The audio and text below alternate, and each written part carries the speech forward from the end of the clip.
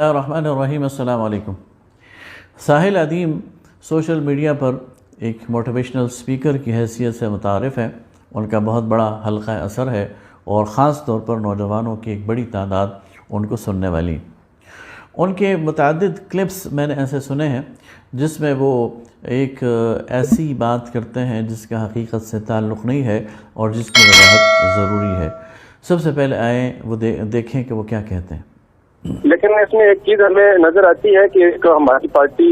جو ہے پاکستان کے اندر ورکنگ کر رہی ہے جماعت اسلامی کے نام میں، تو وہ میرے خیال میں مجھے لگتا ہے کہ اس کے اندر کوئی جمہوریت کا عنصر بھی پایا جاتا ہے۔ وہ اسلامی پوائنٹ آف ویو سے کام کر رہی ہے، جو مولانا مودودی کی فکر پر کام کر رہی ہے۔ تو کیا ہم جو آج کا نوجوان ہے وہ اس کے اندر جا سکتا ہے یا اس کے حوالے سے کیا یہ پوائنٹ آف ویو رکھتے ہیں؟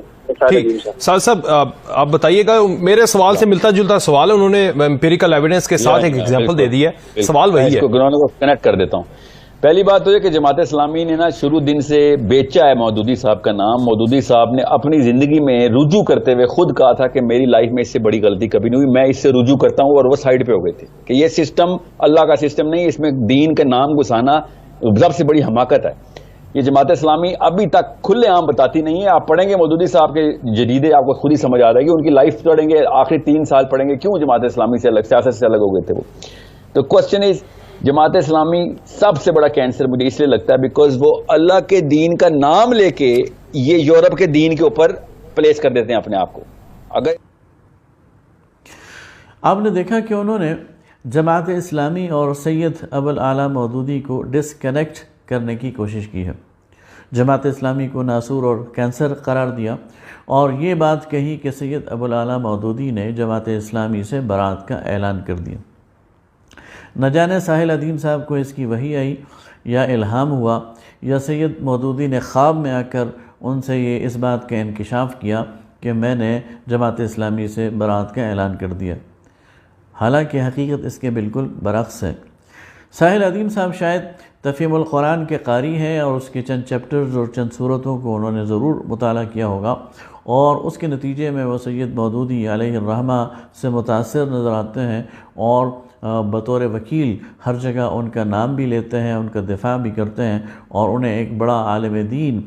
ظاہر کرتے ہیں، جو کہ واقعہ ہے۔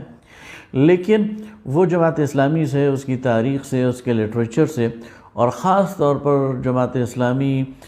کی جو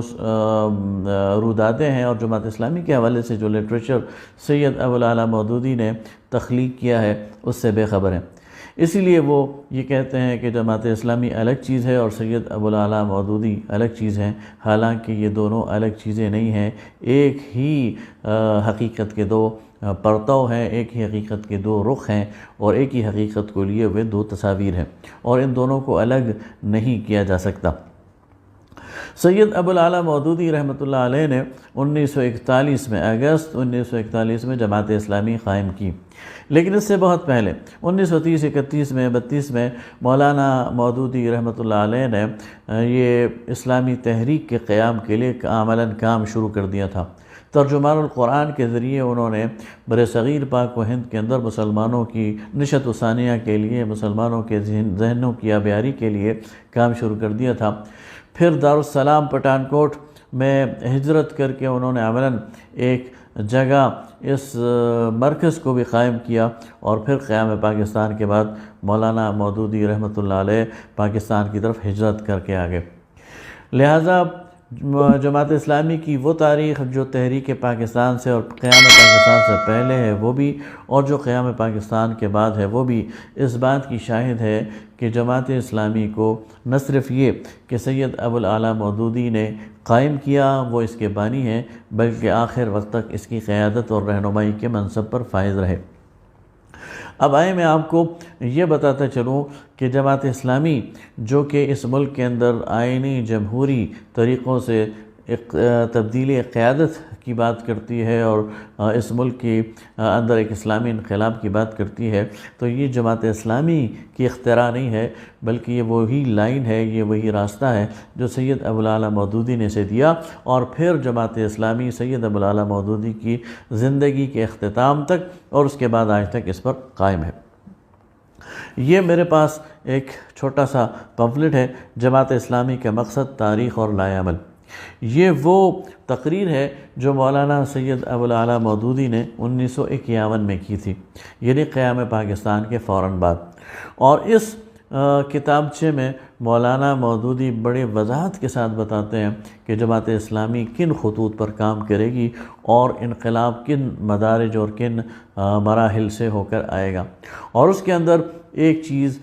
پاکستان کے اندر پرامن جمہوری جد و جہد ہے، جس کے اندر جماعت اسلامی نے قدم رکھا، اور جماعت اسلامی نے یہ پوری کوشش کی کہ اس ملک کے اندر جمہوری طریقوں سے تبدیلی اور انقلاب لے کر آیا جائے۔ تو یہ وہ پہلا ڈاکومنٹ ہے جو یہ بات بتاتا ہے کہ مولانا سید ابوالعلا مودودی نے جماعت اسلامی کے لیے آئینی اور جمہوری طریقہ کار کو پسند کیا اور اسی کو انقلاب لانے کا واحد ذریعہ قرار دیا۔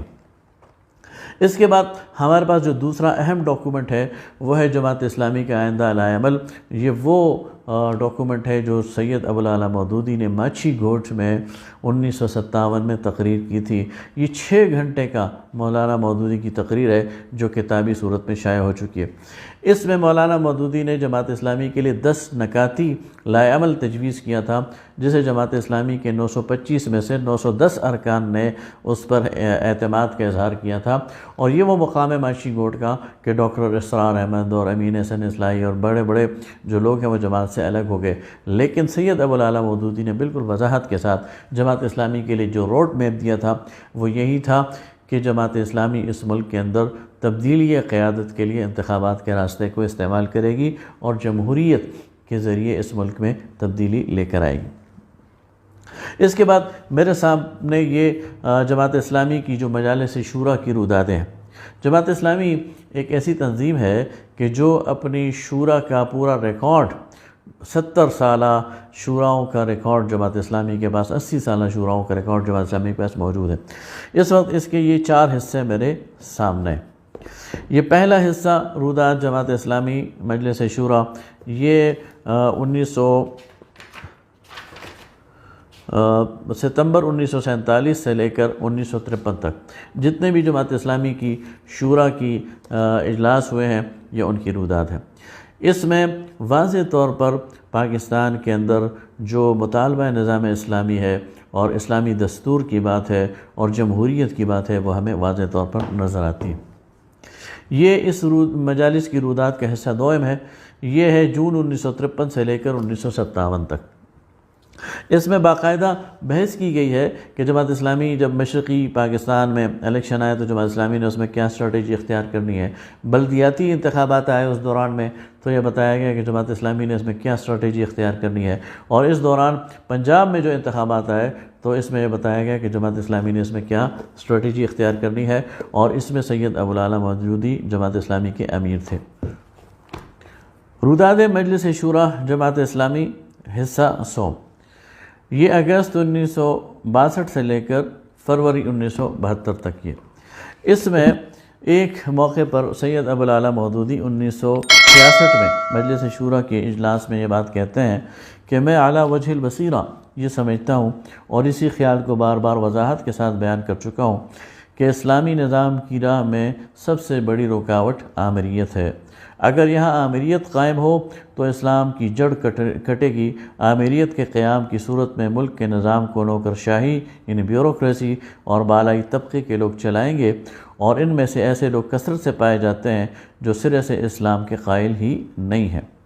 گویا سید ابوالعلا مودودی پاکستان کے لیے آمریت کے بجائے جمہوری جو سسٹم ہے اس کو پسند کرتے ہیں، اور آگے فرماتے ہیں اور اسلام اگر اس ملک میں قائم ہو سکتا ہے تو صرف جمہوریت ہی کے راستے سے قائم ہو سکتا ہے۔ یہ روداد جماعت اسلامی مجلس شورا اور اس کا صفحہ نمبر 55 ہے، اس پر بالکل وضاحت کے ساتھ بطور امیر جماعت سید ابوالعلا مودودی وضاحت کے ساتھ بیان کرتے ہیں کہ پاکستان میں نہ آمریت چلے گی نہ کوئی اور نظام چلے گا، پاکستان میں اگر چلے گی تو جمہوریت چلے گی، اور اسی کے ذریعے پاکستان کے نظام یعنی پاکستان کے اندر اسلامی انقلاب آ سکتا۔ اس کے بعد یہ اس کا حصہ چہارم ہے، اور یہ فروری 1972 سے لے کر اور یہ پھر آگے چلتا ہے 1978-79 تک، یعنی 1970 کے جو انتخابات ہوئے تھے ملک گیر، وہ مولانا مودودی کی امارت میں لڑے گئے تھے۔ مولانا مودودی نے بطور امیر جماعت ان انتخابات کو لیڈ کیا تھا، ان انتخابات میں جماعت اسلامی نے حصہ لیا تھا، اور پورے ملک سے، مشرقی اور مغربی پاکستان سے جماعت نے ہر سیٹ پر اپنے بندے کھڑے کیے تھے، اور شوکت اسلام کے نام سے بڑے بڑے مظاہرے بھی ہوئے تھے، اور ان میں خود سید ابوالعلا مودودی نے ان کو لیڈ کیا تھا۔ 1972 میں جماعت اسلامی کے اندر جب امارت کا انتخاب ہوا تو سید ابوالعلا مودودی نے امارت سے معذرت کر لی، اور اپنی یعنی صحت کی وجہ سے انہوں نے کہا کہ اب وقت آ گیا ہے کہ جماعت اسلامی کی امارت کسی نئے فرد کو دے دیا جائے۔ یہ جماعت اسلامی کی جمہوری کلچر ہے کہ ایک امیر جس نے جماعت کو بنایا اور جس کے بغیر کسی کوئی جماعت کے متعلق سوچ بھی نہیں سکتا تھا، وہ اپنی زندگی میں جماعت اسلامی کی امارت کسی دوسرے فرد کو دے دے، اور وہ بھی اس کا کوئی وارث نہیں، کوئی بیٹا یا بھائی نہیں، بلکہ جسے جماعت اسلامی کے ارکان منتخب کر لیں۔ چنانچہ 1972 میں میاں طفیل محمد صاحب کو جماعت اسلامی پاکستان کا امیر مقرر کر لیا گیا، منتخب کر لیا گیا، لیکن اس کے باوجود سید ابوالعلا مودودی بطور قائد تحریک جماعت اسلامی کی مسلسل قیادت کرتے رہے، رہنمائی کرتے رہے۔ اب یہ میرے سامنے 23 تا 25 فروری 1975 کی جماعت اسلامی کی جو شورا ہے اس کی رودات ہے۔ اب آپ دیکھیں کہ اس میں مولانا مودودی نے بطور قائد اس شورا کے اختتامی اجلاس سے جو خطاب کیا تو اس میں واضح طور پہ فرمایا کہ اب آخر میں یہ کہنا چاہتا ہوں کہ آپ کو اپنا کام اپنے 10 نکاتی لائے عمل کی روشنی میں برابر کرتے رہنا ہے۔ یہ وہ 10 نکاتی لائے عمل ہے جو 1957 میں جماعت اسلامی نے اختیار کیا تھا۔ ایک مستقل، پرامن اور جمہوری انقلاب جو ہمارے پیش نظر ہے اس وقت تک برپا نہیں ہو سکتا جب تک کہ اس ملک کی آبادی کی اکثریت آپ کی ہم نوا نہ ہو جائے۔ اس کے بغیر آپ انقلاب کی تمنا و توقع نہ کریں۔ گویا لوگوں کے ذہنوں کو ہموار کریں، لوگوں تک اپنی دعوت پہنچائیں، اور لوگوں کی اس اکثریت کو پھر ووٹرز میں کنورٹ کر کے ان کی حمایت حاصل کریں تو آپ انقلاب لے آئیں گے۔ اب آئیے دیکھتے ہیں اس کے بعد یہ بات ہے 11 جنوری 1978 کی، مولانا سید ابوالعلا مودودی کی وفات سے 1 سال پہلے، جب مرکزی مجلس شورا کا اجلاس ہوا۔ اس وقت مولانا سخت بیمار تھے اور شورا کے اجلاس میں منصورہ میں شریک نہیں ہو سکتے تھے، لہذا شورا کے ارکان مولانا کی رہائش گاہ پر چلے گئے، اور وہاں پر مولانا مودودی سے عصر سے مغرب تک کے دوران نشست ہوئی، اور اس میں مولانا سید ابوالعلا مودودی نے واضح طور پر جماعت اسلامی کو وہی روڈ میپ دیا کہ آپ صبر کے ساتھ، استقامت کے ساتھ اپنے کام کو جاری رکھیں، اور اس ملک کے اندر انقلاب آئے گا تو اس کا ایک ہی راستہ ہے، اور وہ ہے کہ اس ملک کے اندر آپ نے جمہوری اور آئینی طریقوں سے کام کرنا ہے۔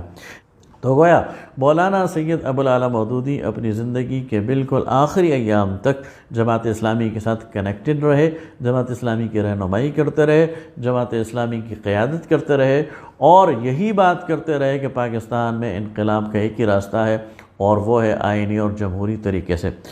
ساحل عدین صاحب کو میں